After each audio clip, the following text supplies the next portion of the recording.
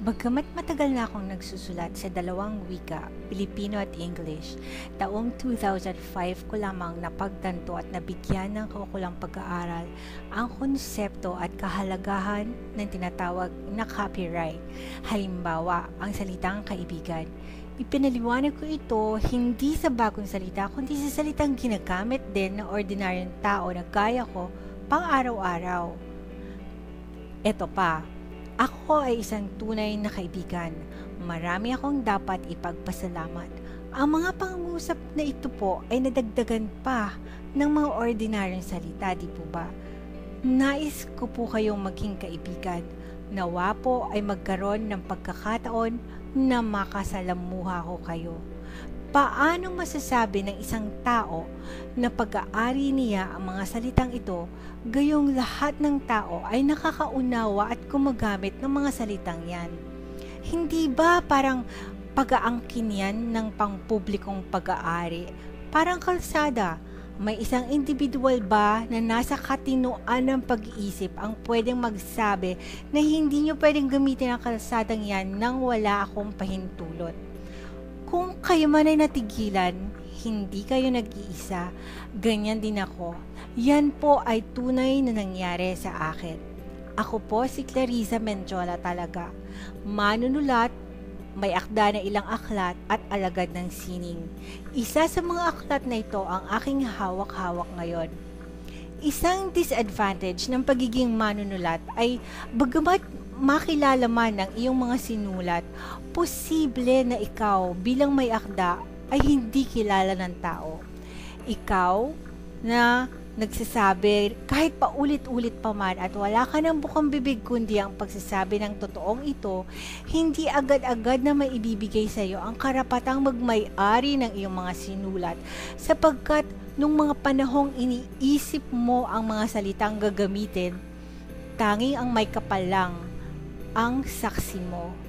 Ito lang po ang masasabi ko, sapat na yon.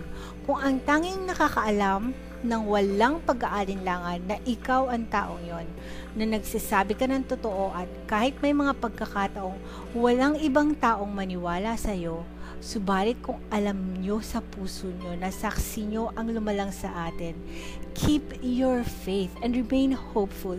God is sufficient and He is a sufficient witness. Papeles lalabas na. So may pondo na anytime pwede nang umpisahan? Actually, sinabi ko 45 days and it started 2 days ago. So, magandang araw po. Ngayong huling araw ng Pebrero at sa pagpasok ng buwan ng Marso, nais ko pong ibahagi ang mga dahilan kung bakit may puwang ang pagkakaroon ng pag-asa at pananampalataya. In times na nasa atin na ang ating minimithi gaya na isang basong tubig na ito, hindi ko kailangang manampalataya sapagkat my 5 senses will tell me that indeed, pwede na akong uminom ngayon na kasi hawak ko na. Kung nauuhaw na ako, wala nang kailangang isipin at damhin, iinom na ako. Pero sa mga pagkakataong wala sa akin ang isang baso ng tubig na ito, that's the time I have to talk to myself and remember kung paano ako nagkaroon ng tubig dati.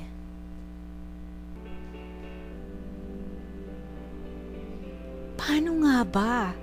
Halimbawa, nasa kalsada tayo.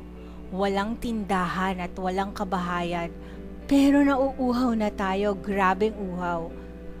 Should we despair and drop dead even if we feel na hindi na tayo tatagal nang walang tubig not another minute?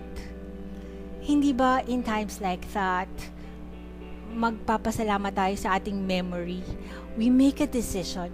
Do we retrace our steps, recalling kung saan tayo nakakita ng bahay or kung paano tayo nagkaroon ng pamatid uhaw in the past? Or we move forward? Kasi imposible naman na sa panahon ngayon walang kabahayan doon or tindahan man lang sa pupuntahan natin. But not so fast. I'm assuming a lot of things here. I'm assuming na healthy ang memory natin at ang realidad ang mismong makakapagpatunay dito.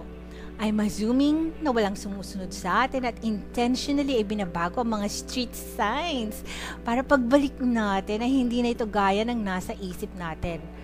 I'm assuming na sa pagtatanong natin kung paano nabago ang binalikan natin ay may makasasagot. Merong taong mapapagtanungan. I'm assuming na sa paglalahad natin kung paano ang mga pangyayari ay walang magbibintang sa atin sa gawa-gawa lang, guni-guning mga pangyayari kasi illusion lang daw or delusion lang naman ang mga inilalahad natin.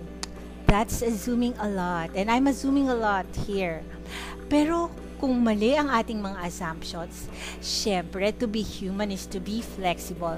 And we share God's attribute in forgiveness and understanding those who have wronged us. Kahit hindi pa nila hingin at i-recognize ang pagkakamaling yon. Between us and our Maker, we have relinquished the bitterness. In the same way that we ask forgiveness by naming the particular offense, hindi general sorry. Sorry sa lahat. Sorry for what? Mas maganda kung specific, di ba? Well, going back to common words, becoming exclusive property of the writer, it's how we choose the combination of words from among the common and ordinary words that brand them as our own, because the choice of words, the context, and the idea they express can be attributable to the thought process of the writer or speaker. It's so personal. You know, to lift sentences or concepts into a different or the same context for our own use and purpose, well, there's a violation, which is actually no small violation. And here, I'm in the company of bigwigs. Remember the certain justice and the professor in UP and the senator? Ipagmalaki pa bang plagiarists? Joke. Plagiarists are us. Nowadays kasi I can joke about it, but back then I can only cry because I didn't understand how it could be so big a deal beyond my grasp. Hindi ko magets na merong may-ari ng mga pang-araw-araw na salitang ginagamit ko. Diba? Parang common sense. Pero in fairness, sinabi naman ni Senator Soto na binanggit niya ang original source.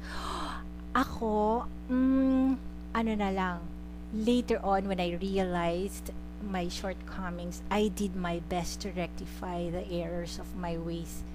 If there's a certain writer or speaker who wrote or spoke about something and I used them to beef up mine or for whatever purpose it deserved me, what I should have said is something like what Gob Willie in Vargas said in this message, borrowing from the Bible, or better still, acknowledgement that this phrase belongs to him, especially kung mga copyrighted, and that's another topic. So it's better to ask permission first. At sa pagpapaliwanag ko ng mga pangyayari upang muling makapagtrabaho ng maayos at magsilbi na ding paalala at bala sa aking mga katrabaho, makakatrabaho pa para hindi nila ulitin ang pagkakamali. Hindi po ito pagtatangkang linisin ang imahe ni naman, including mine.